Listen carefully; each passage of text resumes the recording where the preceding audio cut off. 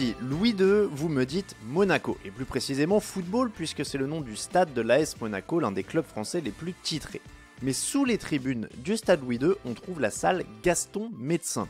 En 1992, cette petite salle a été le théâtre d'un des plus grands matchs de basket. Peut-être même le plus grand match de tous les temps. Et pourtant, seulement une petite poignée de personnes y ont assisté, car il s'agissait d'un simple match d'entraînement. Mais un match d'entraînement avec une dizaine de Hall of Famers et qu'on vous raconte aujourd'hui dans l'histoire de basket.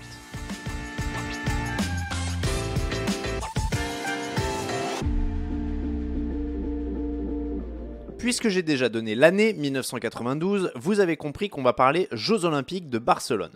Pour tout basketteur qui se respecte, les JO de 1992, ça rime avec Dream Team, une équipe de rêve montée par la fédération américaine, puisque les JO de Barcelone marquent la première participation des joueurs NBA à la compétition olympique. C'est une révolution pour le basket à l'échelle mondiale. Pour préparer l'événement, Michael Jordan, Magic Johnson, Larry Bird, Charles Barkley, Scottie Pippen, Karl Malone, Patrick Ewing, David Robinson, John Stockton, Chris Mullin, Clyde Drexler et le rookie Christian Laettner filent à Monaco. Pour une équipe composée des plus grandes stars de l'époque, Monaco et tout son glamour, ça fait sens. Pendant son passage sur le rocher, la Dream Team joue notamment face à l'équipe de France. Mais ce n'est clairement pas le match qui marquera les esprits. Non, il s'agit plutôt de la rencontre qui s'est jouée le lendemain. Team USA s'est très largement imposé face aux Bleus. Mais Chuck Daly, l'entraîneur des Pistons et sélectionneur de Team USA, n'est pas content. Pas de jour de repos pour son équipe de rêve. Michael Jordan et les autres sont convoqués à la salle Gaston Médecin pour s'entraîner. Daly veut que son groupe joue dur, pour de vrai, et avec 11 All-Stars dans l'équipe, il y a de quoi faire. À la retraite, à cause de sa séropositivité, Magic Johnson veut prouver qu'il en a encore sous le capot et qu'il reste le meilleur joueur de l'équipe. Et il veut le prouver plus particulièrement à Michael Jordan, qui l'avait battu en finale NBA un an auparavant. En face, le niveau de compétitivité du numéro 23 n'est plus à prouver. Alors un 5 contre 5 est organisé. D'un côté, l'équipe en blanc menée par Michael Jordan et de l'autre, l'équipe bleue menée par Magic. Et ça va chauffer.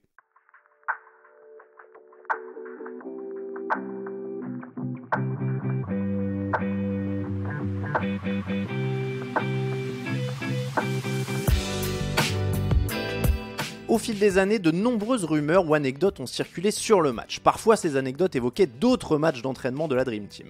Mais le meilleur match que personne n'ait jamais vu oppose bien d'un côté Michael Jordan, Scottie Pippen, Larry Bird, Karl Malone et Patrick Ewing, ils sont donc en blanc, à l'équipe bleue en face composée par Magic Johnson, Chris Mullin, Christian Laettner, Charles Barkley et David Robinson.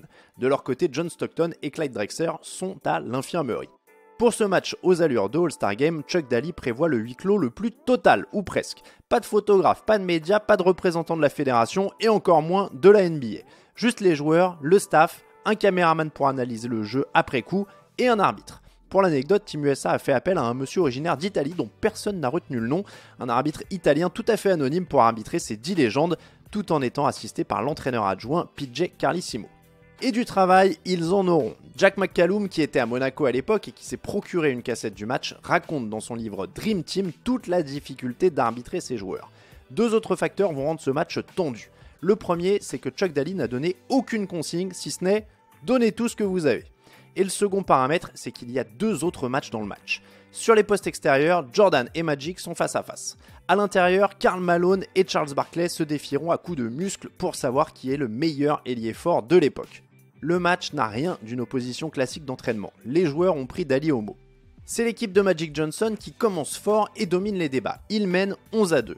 Mais l'âme de compétiteur de Jordan reprend le dessus. Cette opposition a l'énergie d'une véritable rencontre. Du trash talk, des contestations auprès de l'arbitre et la volonté d'abattre l'adversaire, comme Michael Jordan évidemment. Alors que son équipe affiche un retard de 9 points, Jordan va prendre les choses en main.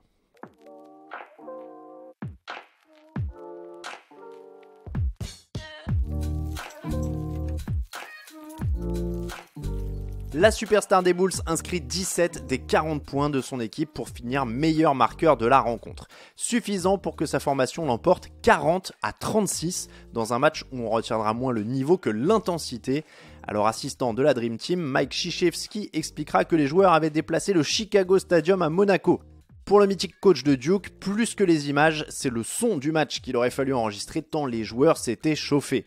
Avec 76 points inscrits au total en 40 minutes, on ne peut pas dire que les meilleurs joueurs du monde ont offert un spectacle offensif. Mais Michael Jordan n'a jamais oublié cette opposition, au point d'en faire, selon lui, le meilleur match qu'il a jamais joué. Parce qu'il n'y avait pas de coaching, il y avait un peu d'arbitrage, mais pas vraiment non plus, avait-il raconté. Il y avait 10 Hall of Famers qui jouaient les uns contre les autres. Combien de fois c'est arrivé? Et quand je dis 10 Hall of Famers, on parle de Hall of Famers indiscutables.